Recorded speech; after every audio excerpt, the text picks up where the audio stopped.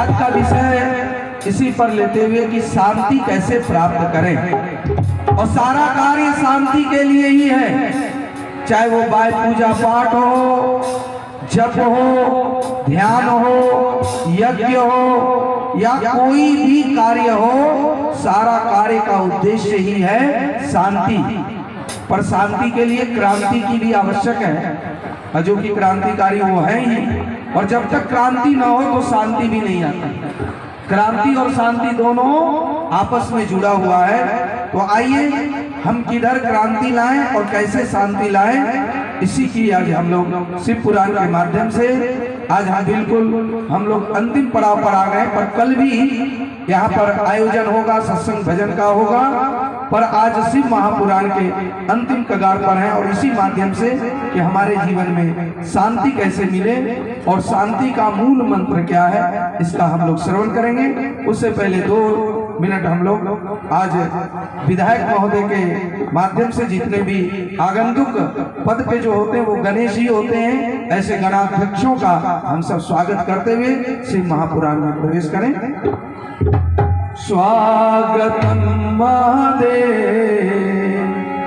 सुस्वागतम महादेव, स्वागतम महादेव, सुस्वागतम महादेव, स्वागतम महादेव, सुस्वागतम महादेव, स्वागतम महादेव, सुस्वागतम महादेव, स्वागतम सुस्वागतम, ताली स्वागतम भाव से, स्वागतम सुस्वागतम, शरणागतम महादेव, स्वागतम महादेव, शरणागतम महादेव, स्वागतम महादेव, सुस्वागतम महादेव, कैलासपति महादेव, उमापति महादेव, कैलासपति महादेव, उमापति महादेव, स्वागतम महादेव, शरणागतम महादेव, स्वागतम महादेव, शरणागतम महादेव, स्वागतम सुस्वागतम, स्वागतम सुस्वागतम, शरणागतम महादेव, स्वागतम महादेव, शरणागतम महादेव, स्वागतम महादेव, शरणागतम महादेव, स्वागतम महादेव, शरणागतम महादेव, कैलाशपति महादेव, द्वारकापति महादेव, कैलाशपति महादेव, उमापति महादेव, स्वागतम महादेव, शरणागतम महादेव, स्वागतम महादेव, शरणागतम महादेव, स्वागतम महादेव, शरणागतम महादेव, स्वागतम महादेव, शरणागतम महादेव। यज्ञ के संयोजक डॉक्टर विनय कुमार जी, हमारे विधायक पीए मुन्ना जी का माल्यार्पण कर रहे हैं। हमारे निष्ठोला के श्री सहदेव बाबू शिक्षक, उनके द्वारा यज्ञ कमेटी को 1001 रुपये का दान मिला है। यज्ञ कमेटी सहदेव बाबू का हमेशा के लिए उनका ऋणी बनता है। साथ साथ उनका धन्यवाद ज्ञापन करता हूं कि उन्होंने यज्ञ कराने के लिए तन मन धन से सेवा की।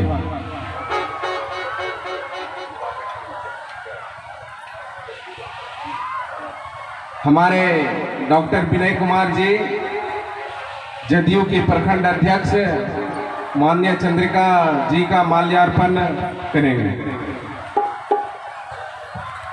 धन्यवाद।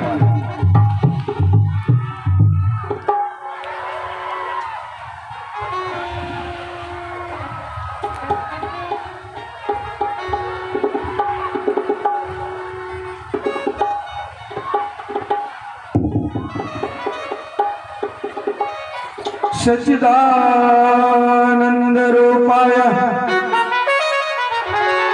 विश्वोत्पत्त्याय धीमहि तापत्रय विनाशाय सदाशिवाय नमः। चित्रं बटतरमुलमुक्ता शिष्या गुरुरेवः गुरस्तो मौनं व्याख्यानं शिष्या सन्निधं संशय। जय शिव शंकर वंदे मोद भयं नित्यं।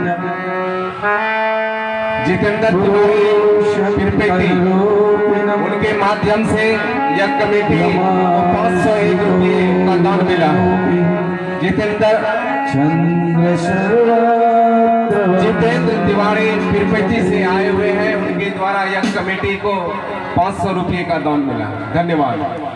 उपस्थित श्रद्धालु सत्संग प्रेमी भक्तजन, माताएं, मंच पर उपस्थित विशेष मुख्य अतिथि में हमारे विधायक गोपाल मंडल जी एवं उनके सहयोगीगण, सबको वंदन अभिनंदन करते हुए हम सब जो कार्य करते हैं शांति के लिए करते हैं, पर शांति मिलती नहीं है। आखिर इसका कारण क्या है? और मुख्य कारण इसमें जो है वो है त्याग की भावना। त्याग शांतिर गच्छति। जहां त्याग की भावना होगा वहां शांति होगी ही होगी, और जहां त्याग की भावना नहीं होगी वहां शांति नहीं आ सकती। क्योंकि जहां मैं होगा तो बकरी की तरह सर कटेगा ही। बकरी ने मैं किया, कभी कटायो शीस। अब मैना ने मैना कही, मोल भयो 10-20। ये चाहे घर में हो, समाज में हो, देश में हो, कहीं भी रहने का पहला मूल मंत्र है कि पहले आप। और सबसे बड़ा बात है कि जहां पर वाद विवाद उत्पन्न हो जाए तो वहां का मंत्र है बस टूपे टाप, यानी चुपे चाप। एक आदमी यदि चुप हो जाएगा तो फिर वहां पर वो माहौल अशांत हो ही नहीं सकता। पर सवाल ये खड़ा हो जाता है कि चुप हो तो कौन हो, कौन मौन हो। हम लोगों ने शिव जी के प्रसंग में श्रवण किया कि भोलेनाथ ने मैया सती को मना किया और फिर भी नहीं मानी तो भोलेनाथ ही चुप हो गए, एकदम शांत हो गए, मौन हो गए और ध्यानस्थ हो गए। तो जो चालाक होता है, जो होशियार होता है, जो बुद्धिमान होता है, वही मौन को धारण कर लेता है। और मौन में बहुत शक्ति है, बहुत शक्ति। हमारे विधायक जी को भी जब कभी ऐसा मीडिया आता तो बस मौन हो जाते, क्या बात विवाद को बढ़ाना। मौन में इतनी शक्ति है और मौन में वाणी के संचय शक्ति होकर के वह जब प्रस्फुटित होती है और फिर जब वह वाणी निकलती है तो उसमें कई गुना ताकत होती है। इसलिए घर में शांति का पहला मंत्र त्याग भावना से रहना, और दूसरा जो है वह बिल्कुल अपने मुंह को जितना हम कम बोले, मित व्ययी हो। क्योंकि ज्यादा बोलने वाले का स्थान पायल के तरह पैरों में होता है और कम बोलने वाले का माथे पर बिंदी की तरह होता है। अब हाथ में हमारे हमको बिंदी बनना है कि पायल बनना है। अब एक शिव पुराण में प्रवेश करने से पहले ये कथनांक को ले लो, और ये सत्य घटना है। ये बहुत दिनों की घटना नहीं है, बस 20 वर्ष पूर्व की घटना है। और उस समय उनके घर में, सेठ जी के घर में कुआं हुआ करता था। और उसके 5 बेटे, 4 बेटे की शादी हो गई, एक बेटे का नहीं हुआ था, पर चारों बहुओं में खटपट चलता ही रहता था। सासू माँ ने काम बांट दिया कि बड़ी जो बहू रानी है वो रसोई का काम संभालेगी, दूसरी वाली साफ सफाई का, तीसरी वाली बर्तन मांजने का, चौथी वाली पानी भरने का। इस तरह से जो है काम बांट दिया। काम बांटने के बावजूद भी रोज घर में खटपट। अब सासू माँ परेशान, तो इधर सेठ जी भी परेशान, दुकान भी कम चलने लगा। अब छोटे लड़के का शादी का तिथि भी आ गया और शादी भी हो गई। शादी हुई तो छोटी बहू रानी आई, और वो जो आई तो वो भी कोई साधारण नहीं थी। वो श्यामा गोपाल की भागवत कथा सुन रखी थी, शिव महापुराण सुन रखी थी, और वहां पर जहां पर दुर्गा स्थान है नारायणपुर लक्ष्मीपुर में, तो वहां पर देवी भागवत भी सुन रखी थी। तो वो जब आई तो कहते आते ही वह एकदम से रसोई के कार्य में भिड़ गई। सासू माँ ने कहा देखो अभी तुम नहीं हो, ये रसोई का कार्य अभी तुम्हें नहीं करना है। अरे ये जो बर्तन मांजने का कार्य करती हो इससे हाथ खराब हो जाएगा, अभी तो आराम कर, 4 बहुएं हैं। अब वो एक ही दिन में नहीं, 1 घंटे में भाप ली कि सब एक दूसरे पर काम को छोड़ता है। कोई अच्छे मन से करना ही नहीं चाहता। तो देखा कि ज्यादा बर्तन धोने में खिटपिट है, तो वो सबसे पहले बर्तन धोने का ही काम सुबह उठ करके करने लगे। तो उसने सासू माँ के मना करने पर यही कहा, माता जी ये बताओ जब राजसू यज्ञ हुआ था, हमने भागवत में सुना है, उस राजसू यज्ञ में भगवान श्री कृष्ण ने जूठा पत्तल उठाया था, और सब तो और लोग बड़ा बड़ा कार्य कर रहे थे, पर जूठा पत्तल उठाने का कार्य किसी को नहीं मिला। तो भगवान ने सोचा चलो ये कार्य मेरा ही, और उन्होंने जूठा पत्तल उठाया तो उनको राजसू यज्ञ का फल मिला। तो क्या हम घर में घर के लोगों का बर्तन बिल्कुल चकाचक और जल्दी से साफ सफाई करके रखेंगे तो क्या हमको राजसू यज्ञ का फल नहीं मिलेगा? कहा पौराणी तेरी बात तो सही है बेटी, कोई बात नहीं, यदि तू इसी भाव से करना चाहती है तो कर। अब जब ये बात चारों बहुओं को पता चला, वो भी एकदम से नहीं भाई बर्तन धोना चाहिए, बर्तन धोने से पुण्य होता है। पर आजकल लोगों पर प्रभाव नहीं पड़ता है, पर उस समय प्रभाव पड़ा और सब कोई अब बर्तन धोने के लिए मारामारी करने लगे। कभी कभी देखा देखी पाप और देखा देखी पुण्य भी होता है। जैसे एक आदमी कहीं पैसा चढ़ा दो, कभी कभी होता है, हम लोग कहते हैं बस चढ़ा देता है, तो देखा देखी चढ़ाया तो सब चढ़ाने लगे। और देखा देखी कोई एक कुछ गलत किया तो देखा देखी वो भी करने लगते हैं। पर उस समय जब देखा कि नहीं सचमुच जूठा बर्तन यदि घर का धोते हैं तो उसमें अश्वमेध यज्ञ का फल मिलता है। और यज्ञ का मतलब ही होता है परस्परो देवो भव। यज्ञ बस एक ही चीज सिखाती है, आपस में मिल करके कार्य करना। और जब आपस में हम सब मिल करके कार्य करते हैं, चाहे वो घर में हो, समाज में हो या देश का हो, तो समझो वो यज्ञ हो जाता है। यज्ञ मूल आपस में मिलजुल करके रहना सिखाती है। सिर्फ स्वाहा स्वाहा करना, सिर्फ आहुति डालना यही यज्ञ नहीं है। यज्ञ हमें कार्य को कैसे एक साथ करके इसको पूर्ण करने की कला सिखाती है। इस प्रकार जब छोटी बहू ने जिद किया तो सबने करने लगा। छोटी बहू को लगा कि चलो ये बर्तन धोने का काम हो ही रहा है, पर अब जो है पानी भरने का काम थोड़ा कठिन है, तो उसको कोई नहीं करना चाह रहा। वो सुबह उठ करके ही कुएं से जल भरना शुरू कर दिया। सासू माँ ने कहा भी तू नहीं है, अभी अभी तू जल भरेगी, ये भारी कार्य मत कर। कहा नहीं माँ जी, ये करने में हमारा एक्सरसाइज भी हो रहा है और ताजा ताजा जल हम अपने घर के लोगों को पिलाएंगे तो क्या भगवान प्रसन्न नहीं होंगे? अरे गर्मी के दिनों में देखो बड़े बड़े सेठ, बड़े बड़े साहूकार प्याऊ लगाते हैं और गुड़ चना देते हैं और ठंडा पानी पिलाते हैं। तो यदि बाहर के लोगों को पानी पिलाने से पुण्य मिलता है, तो घर के लोगों को ठंडा ठंडा पानी, ताजा जल पिलाने से क्या भगवान प्रसन्न नहीं होंगे? सासू माँ ने कहा ये बात तो सही है। अब बिल्कुल वो जल भरने लगी, तो जल भरने के लिए सब मारामारी करने लगे। देखो जहाँ लाभ की बात होता है ना तो लोभी लोग सबसे पहले आगे जाते हैं, पर बिना लाभ की चिंता किए जो कर्तव्य कर्म है वो करना चाहिए। तो भगवान कहीं गए बिना ही आशीर्वाद दे देते हैं, और भगवान को पाने के लिए कहीं जाने और आने की जरूरत नहीं है। हम जहाँ हैं वहीं से भगवान की रास्ता प्राप्त है, खुला हुआ है, और कोई संसार से बाहर है ही नहीं, संसार से ही सभी रास्ते जाते हैं। जल भरने का कार्य में देखा मारामारी तो देखा झाड़ू बुआरू पर कोई नहीं कर रहा, और वो दोनों काम छोड़ करके बर्तन धोना और जल भरना। अब झाड़ू में वो जल्दी जल्दी लग गई। सासू माँ कहा अरे कोई देखेगा क्या कहेगा, नहीं नवेली बहू से झाड़ू लगा रहा है।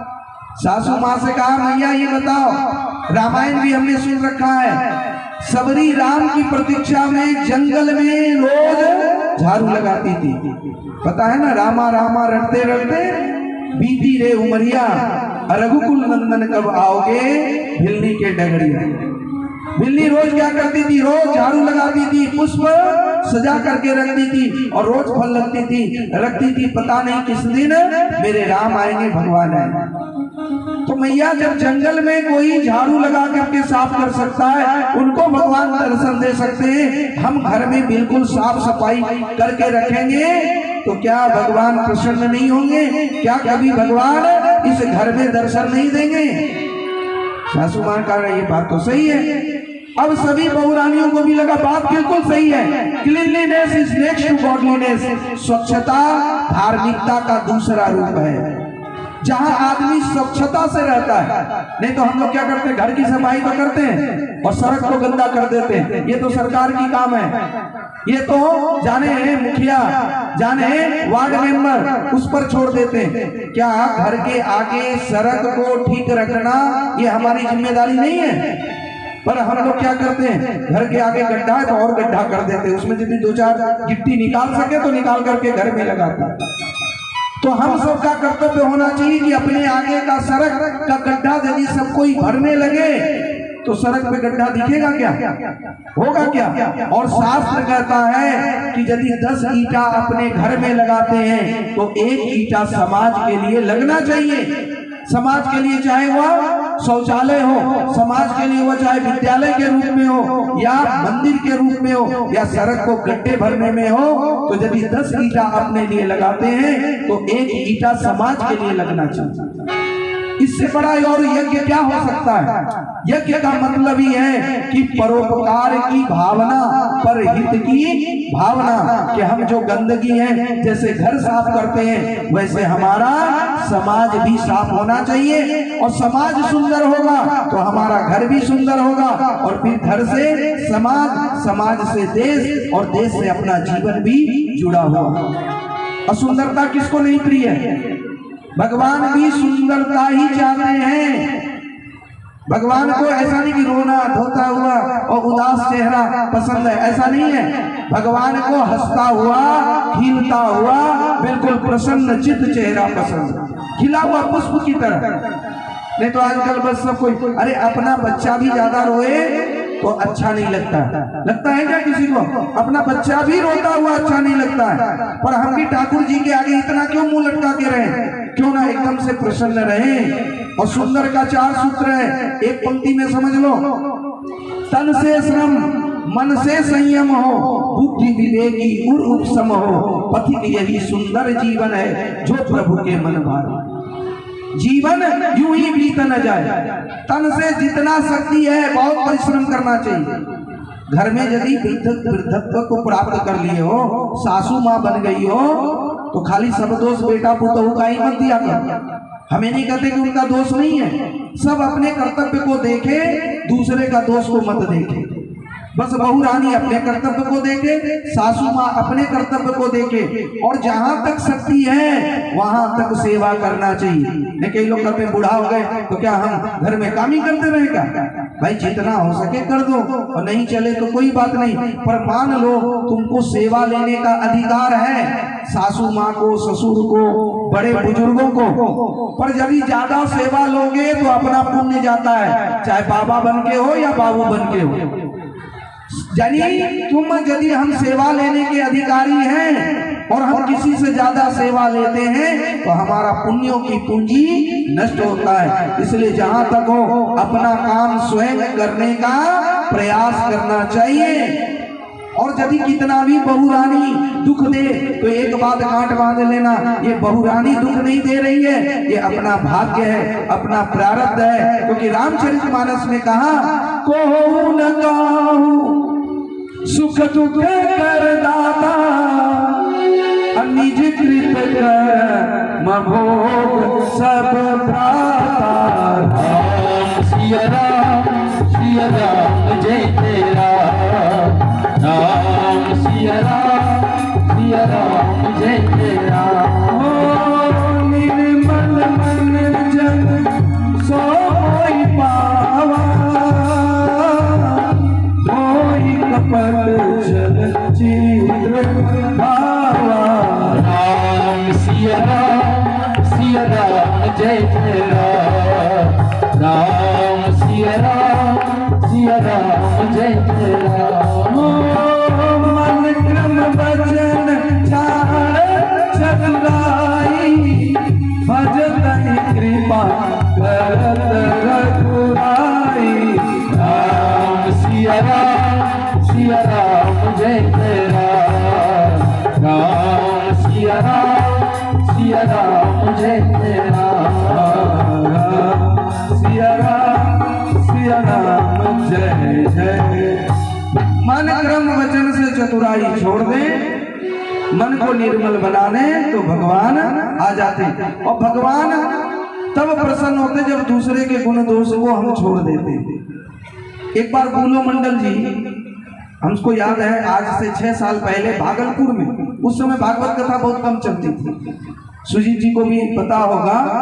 और उस समय तीसरा भागवत में ये भागलपुर गए थे, भूलो मुखिया जो वहां पर भागलपुर की जमीन पे कराए थे। तो भूलो मंडल जी आए थे, तो एक बात उनकी याद है, उनको जब माइक दिए थे वो एक बात बड़ा अच्छी बोले थे। और वो कहानी याद है कि देखो, एक नाई की दुकान पे 2 लोग गए और इसी बात पे झगड़ा करने लगे कि भगवान नहीं होते, भगवान होते तो लोगों का दिन जो इतना पूजा करते हैं तो उनके कष्ट, उनके दुख, उनके जीवन की अशांति नहीं मिट जाती, शांति नहीं आ जाती। लोग इतना यज्ञ करते हैं, इतना कथा सुनते हैं, इतना पूजा करते हैं, फिर भी शांति नहीं आती है। इसलिए भगवान कुछ नहीं होता है, ये सब तो बस पंडितों का और साधु संतों का बस ये बनाया हुआ ढकोसला। उसमें से एक सत्संगी था, उसने कहा नहीं भगवान तो होता है, पर वो उत्तर दे तो क्या दे। तब जाकर के कुछ नहीं सूझा, दोनों ने उस नाई के दुकान में हजामत बनाई। हजामत मतलब चूल दाढ़ी बनाया। हजामत बना करके जब जाने लगा तो रास्ते में एक बड़े बड़े बाल वाला और दाढ़ी वाला मिल गया। सत्संगी मित्र ने जो कह रहा था भगवान नहीं होता है, उसको कहा आजकल नाई है ही नहीं है, ठाकुर है ही नहीं, नाई जाति ही समाप्त हो गया। ऐसे कैसे हो गया? अभी जिसके यहाँ से हजामत बना के आए, दाढ़ी केस बना करके आए, वो नाई नहीं तो और कौन था? नाई नहीं होगा, नाई के भेष में कोई और होगा। अरे नाई जाति होता तो जिसके बड़े बड़े चूल हैं वो बिल्कुल फिट एंड फाइन नहीं हो जाता, जिनकी बड़ी बड़ी दाढ़ी है उनकी हजामत नहीं बन जाती।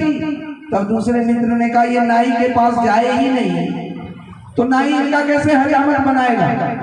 भाई हजामत बनवाना हो तो नाई के पास जाना पड़ेगा। तभी सत्संगी मित्र ने कहा कि यदि शांति चाहिए तो उस निर्मल मन से यदि कोई ठाकुर जी के पास न जाए तो उसका भी दुख कैसे दूर होगा, उसको भी कैसे शांति मिलेगी। क्योंकि हम ठाकुर जी के पास जाते भी नहीं और जाते भी हैं तो भगवान के मंदिर में हम क्या चाहते हैं? भूमि भवन सुख संपत्ति पद प्रतिष्ठा यही चाहते हैं। कौन शांति चाहता है बताओ एक भी? अरे हमारे जैसे बाबा भी शांति नहीं चाहते, बस यही चाहते कि आज की कथा में बहुत दक्षिणा कमाए।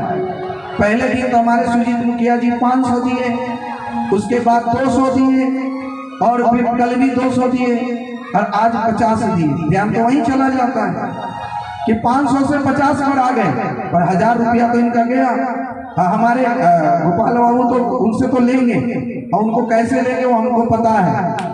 और भागलपुर की जमीन जो हमको दान में मिली हुई है, हमारे फूलो बाबू ने कहा था जीतेंगे तो बन जाएगा। और जीत भी गए, उनको याद भी दिलाए थे, अभी भी फोन किए थे 1 महीना पहले, नहीं बनेगा बनेगा। हमने अब कब बनेगा, अब छोड़ दीजिए, आपको बनाने की भी जरूरत नहीं है। तो वो भी सार्वजनिक संपत्ति है, मेरे नाम से नहीं है। ऐसे भी बिहार सरकार में घोषणा हो गई है, कोई भी आश्रम, कोई भी मंदिर वो व्यक्तिगत नहीं हो सकता। कान खोल के सुन लो, ये नागेश्वर महादेव भी ये व्यक्तिगत किसी की संपत्ति नहीं हो सकती। वो ट्रस्ट में जाएगा, वो महादेव के नाम से रजिस्ट्री होगा और उनके सेवायत बनेंगे। चाहे 5 लोग जुड़ जाए, 10 लोग जुड़ जाए। थोड़ा सा आवाज को ठीक करना मनोज जी। तो अब कोई व्यक्तिगत, चाहे बाबा हो चाहे कोई, वो आश्रम नहीं बना सकता। और उसको मैंने ट्रस्ट में डाल के रखा है। थोड़ी सी उसमें हल्का सा गड़बड़ी है तो वो हम तो ले ही लेंगे, और उनसे हमको 5,000 नहीं चाहिए, लेने का भी तरीका होना चाहिए। भगवान जो हमें शांति दे सकता है, हम उनसे शांति नहीं मांगते और छोटी मोटी वस्तुएं मांग लेते जो रहती नहीं, छिन जाती है, छूट जाती है, सदा नहीं रहती है। जग में जो कुछ भी पाओगे सब यही छोड़ कर जाओगे, ऐ पथिक बहुत पछताओगे यदि पुण्यों से जीवन भर न सके। तो कहा कोई भगवान के पास जाए नहीं तो भगवान कैसे उसका दुख दूर करे, और जाता भी है तो वो शांति को मांगता नहीं। एक बार सुनाए थे कि एक व्यक्ति मंदिर में गया, सब कुछ मांगा, मिल गया, और फिर भी वो बहुत दिनों के बाद आया कि सब कुछ तो मिल गया, फिर भी जीवन खाली खाली, फिर भी जीवन सूना सूना। आखिर बात क्या है? पंडित जी ने कहा आपको तो सब मिल गया, आपने नौकरी मांगी, नौकरी मिला, अच्छा लड़की मांगी, अच्छे घर में शादी हुआ, मकान बन गया, और आपके करोड़ों का आय है, फिर भी खाली खाली क्यों लग रहा है? कहा सब कुछ रहते हुए भी लगता है कि हृदय में कुछ सूनापन है। तब पंडित जी ने कहा आपने सब कुछ मांगी, पर कभी भगवान से शांति मांगी कि प्रभु हमें कुछ दो या न दो, पर शांति जरूर देना। और जब हम शांति मांगते नहीं, शांति चाहते नहीं, तो शांति आएगी कहां से? हर कोई देखो, घर में हो, संसार में हो, परिवार में हो, चाहे बाबा हो या बाबू हो, कोई भी हो, हम भूमि भवन पद प्रतिष्ठा छूटने छीनने वाला वस्तु मांगते हैं। क्या हम शांति मांगते हैं? हमारे महाराज जी शरीर छोड़ने से पहले बोला था बेटा टीवी में आ जाओगे, बेटा बहुत नाम हो जाएगा, सुख तो मिल जाएगा, पर शांति कहां से लाओगे? सुख अलग है, शांति अलग है, और हम सुख को ही शांति का साधन मान बैठे। और जिसको हम सुख ढूंढ रहे हैं, सुख तो थोड़ा मिल जाएगा पर शांति नहीं मिल सकती। ये बात थोड़ा समझ लो। मान लो यहाँ पंखा चल रही है और कोई एकांत में इसको खोल करके चोरी करके लेके अपने घर में लगा ले, तो इस पंखे से हवा तो मिलेगी, पर उसके संतापित हृदय को शांति मिल सकती है क्या? कभी नहीं मिलेगी, क्योंकि उसके मन में हमेशा डर बना रहेगा, ये पंखा मेरा नहीं है, कभी यदि पता लग जाएगा, कुछ हो जाएगा, पकड़े जाएंगे तो बड़ी बेइज्जती होगी। तो शांति के लिए त्याग की भावना चाहिए। गीता में भगवान श्री कृष्ण ने कहा त्याग शांतिर गच्छति। शांति चाहिए तो त्याग के भावना से जियो। अच्छा साड़ी चाहिए, गोतनी को ही। अच्छा वाला जमीन चाहिए तो अपनी गोतनी को ही। अरे बढ़िया भोजन है तो चलो सासू माँ को ही सही, और यदि कुछ अच्छा हिस्सा है तो भाई को ही सही। इस तरह से यदि हम त्याग की भावना से जिएंगे तो घर में राम राज्य अवश्य होगा।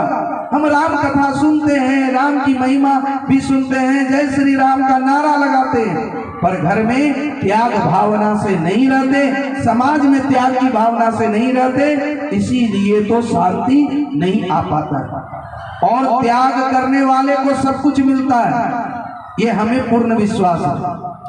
जग में जो जितना कहता है मेरा नहीं, उसको उतना ही आता है। तो छोटी बहू झाड़ू लगाई तो झाड़ू भी सब लगाने लगा, घर में हर एक काम में वो तर्क देने लगी, सब कोई मिलजुल करके जब कार्य करने लगा, घंटों का काम मिनटों में होने लगा, और जो कचकच था, किचकिच थी, वो दूर हो गई।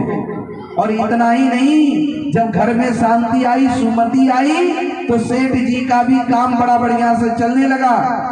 देखो जहां सुमति तहां संपत्ति, पता है, इसलिए चौपाई को नहीं गा रहे, पता है कि नहीं पता है, फिर भी हम भूल जाते हैं। जब कुमति आ जाए तो वहां पर रुपया पैसा लक्ष्मी ये रही नहीं सकती है। इसलिए सुमति को लाओ, शांति को लाओ, तो लक्ष्मी तो अपने आप आएगी। जो यश है, प्रतिष्ठा है, वो सब आएगा। तो इस प्रकार से सेठ जी को बड़ा बढ़िया लाभ हुआ। सेठ जी ने सोचा 5 बहुओं के कारण हमारा व्यापार बढ़िया चला है, हमें लाभ हुआ है, तो 5 बहुओं को कुछ न कुछ उपहार देना चाहिए। सोने का गहना एक जैसा 5 बहुओं के लिए बनाया सेठ जी, 5 को दिया। अब देखो, बड़ी जो गोदनी थी उसका बेटी का शादी था, और छोटी का तो अब लड़का बच्चा नहीं हुआ था, उसने वो गहना बड़ी गोदनी को दे दिया। ये ऐसी कहानी नहीं बनी है, गीता प्रेस गोरखपुर के सत्य घटना में तारीख के साथ उन सेठ जी का नाम दिया हुआ, उनका हम भूल रहे हैं, उसमें ये कथनांक आई है कि किसकी कहानी है और किसके घर में ऐसा हुआ। तो वो सत्य एवं प्रेरक घटनाएं गीता प्रेस में वो छपी हुई पुस्तक है, 20 रुपए की पुस्तक है। तो उसमें देखो, सेठ जी ने जब गहना दिया तो छोटी बहू ने बड़ी बहू को दिया, यानी बड़ी गोतनी को दिया, जेठानी को दिया। उसने कहा नहीं नहीं, ये तो तुम्हारे हिस्से का है, तुम रखो। कहा देखो दीदी, अभी मेरा कोई लड़का बच्चा नहीं है और आपकी बेटी का शादी है, और फिर ये आपके काम आएगा, आप रखो, और फिर मेरा जब होगा तब देखा जाएगा, तब भगवान आपके पास है होगा तो देना, और नहीं तो फिर कोई बात नहीं, पर वर्तमान में अभी आपको जरूरत है। जब छोटी वाले ने बड़े को दिया तो देखा देखी सबने सहयोग करना कुछ न कुछ प्रारंभ कर दिया, और जेठानी का बेटी का शादी इतनी अच्छी से निकला कि अगल बगल के लोग देखते रह गए। और जब आपस में मिलजुल करके रहता ना, तो शादी कितनी आराम से आसानी से निकल जाता, ये सब आप लोगों को अनुभव है। फिर भी हम सब मैं मेरा करने से बाज नहीं आते हैं। जहां मैं मेरा रहेगा वहां शांति आ ही नहीं सकती है। कबीर जी ने भी कहा, मैं नहीं मेरा नहीं, ये तन किसी का है दिया, और देने वाले जो भी अपने पास है धन वह किसी का है दिया।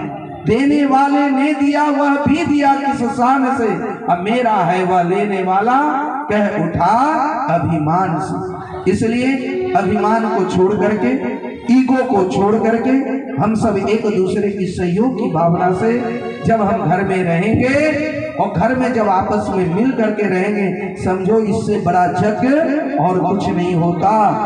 आप इधर स्वाहा स्वाहा करो, इधर भगवान भोले बाबा पर खूब जल चढ़ाओ, और उधर घर में आप माता पिता सास ससुर की सेवा न करो, तो समझो पूजा सारा व्यर्थ तुम्हारा। पत्थर के भगवान का जड़ से अच्छा चेतन पूजो, अगर हृदय में घाव है चंदन नहीं लगाओ महरम, उनके जिनके घाव। सेवा परमो धर्मा, सेवा से बढ़ करके कुछ नहीं, दया से बढ़ करके कुछ नहीं, और दया ही धर्म का मूल है। दया धर्म का मूल है, पाप मूल अभिमान, और तुलसी दया न छाड़िए जब लग घट में प्राण।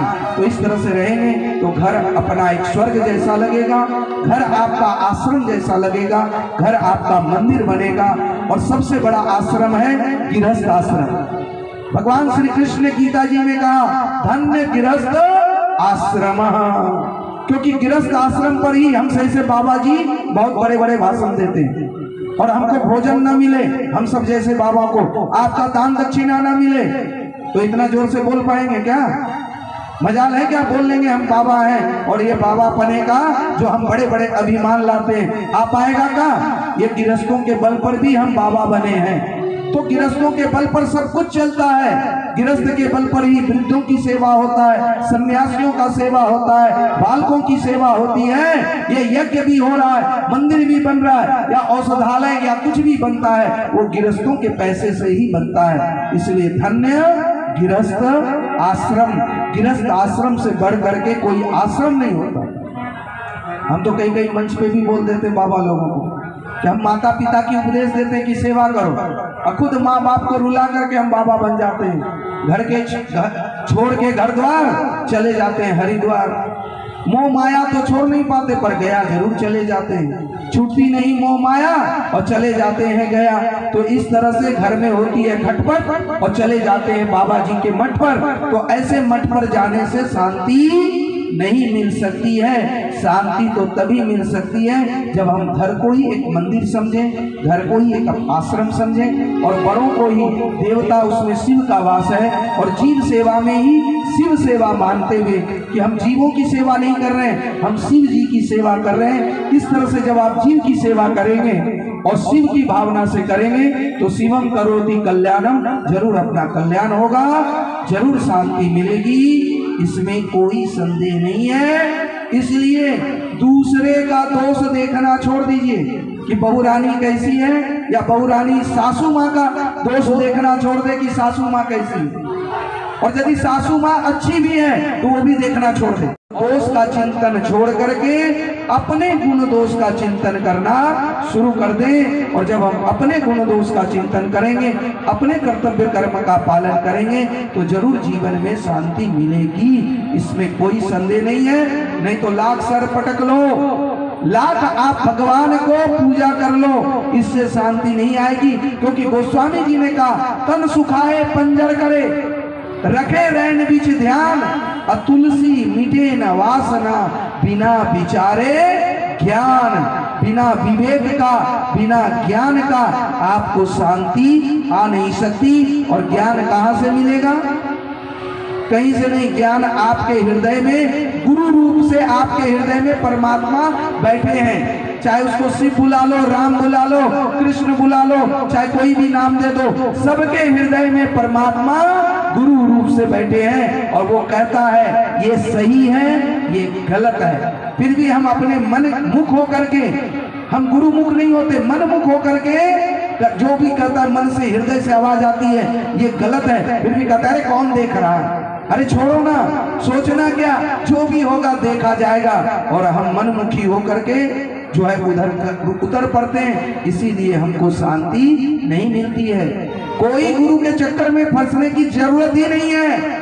यहाँ तक कि हम बिल्कुल इस डंके की चोट पे कर रहे हैं, और हम जानते हैं कि हम माइक छोड़ने के बाद जरूर 2-4 लोग हमसे मिलने आएगा। आप कैसे करें, बिना गुरु का तो ज्ञान नहीं होता है। हमारे पास भी बहुत उदाहरण बड़े बड़े हैं कि ऐसे बहुत से महापुरुष हो गए जो कोई गुरु उनके जीवन का अता पता ही नहीं है। उसमें एक तो रमन महर्षि है। रमन महर्षि का कोई गुरु हो तो गूगल पे सर्च करो और उसका पता लगाओ कि उनका कौन गुरु थे।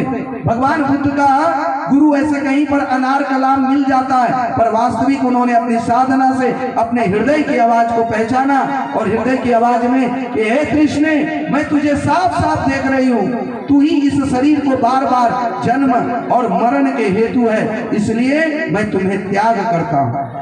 और अपने शरीर में की बीना के तार को इतना न कसो, इतना न ढीला रखो कि ये बजे ही नहीं। और तभी से वो भगवान बुद्ध बन गए और वो रास्ते पे चलते रहे। तो सबके हृदय में परमात्मा गुरु रूप से बैठे हैं, और वो जैसा करें कि नहीं ऐसा करो, और यही शास्त्र सम्मत है, यही वेद सम्मत है, यही बड़े बुजुर्ग जो कहते हैं वही सम्मत है। और इसको करने में हमें जरा भी लज्जा नहीं, संकोच नहीं, और बिल्कुल हमें करने में एक ताकत आ रही हो तो उस कार्य को अवश्य करें। और जितना हम करेंगे आगे और कार्य करने की शक्ति वो परमात्मा से, अदृश्य शक्ति से वो मिलती चली जाएगी। जितना हम जानते हैं सही है उतना तो करें, आगे का सत्य खुद ब खुद पता लगते चला जाएगा। इसलिए ज्यादा शास्त्र के चक्कर में भी मत पड़ो, ज्यादा विद्वानों के चक्कर में भी मत पड़ो।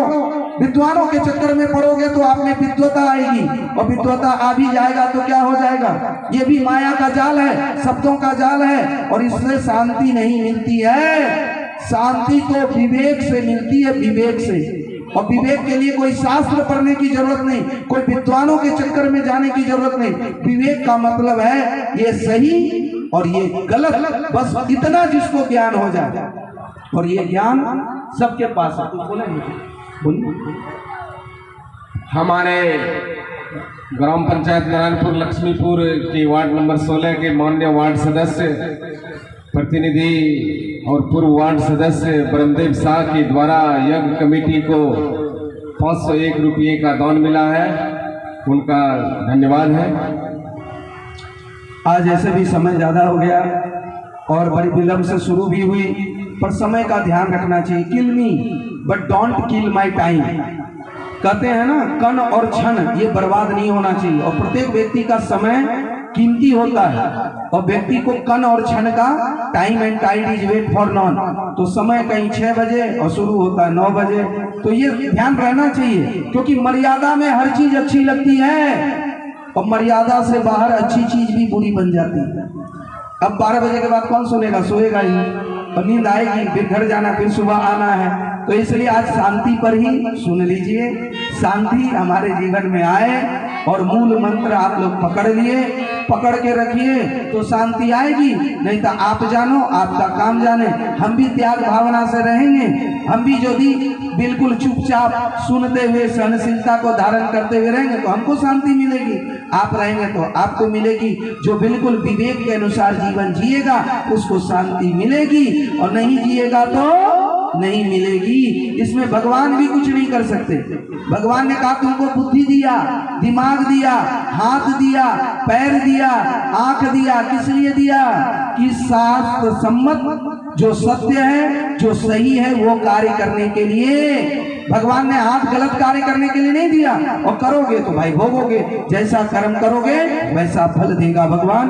बहुत बहुत अभिवादन, बहुत बहुत प्रणाम। आकर के मंच की शोभा को बढ़ाए और हमारे गोपाल मंडल जी, और जरूर इनको एमपी में आप लोग करतल ध्वनि से स्वागत करते हुए जरूर इनको जिताने का सहयोग करेंगे। बोल वृंदावन बिहारी लाल की, उमापति माँ